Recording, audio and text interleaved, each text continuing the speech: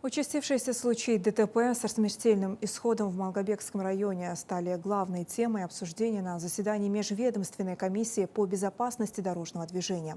Встреча прошла в администрации района. В ней приняли участие представители местной власти, УГИБДД, Минавтодора региона, директора школ, депутаты местного самоуправления. Спикеры выступили с докладами, рассказали о мерах, предпринимаемых для улучшения ситуации на дорогах. Так, на 9 улицах в разных сельских поселениях провели ремонт, включая вблизи учебных заведений еще несколько объектов заасфальтирована и уложена гравийная смесь. Обустроены также тротуары. Работы проведены за счет средств Дорожного фонда района, реализации нацпроекта «Безопасные и качественные автомобильные дороги», а также местных бюджетов и по линии Минсельхоза. На встрече отметили, важнее всего именно профилактика, а не выявление наказания.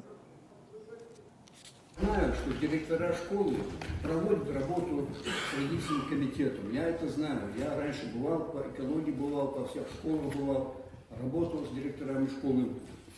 Поэтому это безопасность дорожного движения. И Бог изучунахаться с родительским комитетом Хабибис. Это моя просьба к вам, директорам школ, заведующих садиков. Почему заведующие садики? Потому что бер любой ханзайберди.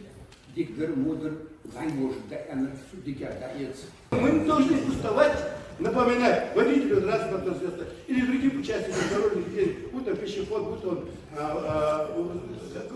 в другом виде, чтобы надо постоять ему, напоминать водителю. Вот эти факты ДТП, их нельзя сегодня рассказать, а потом забыть. Их надо постоянно напоминать.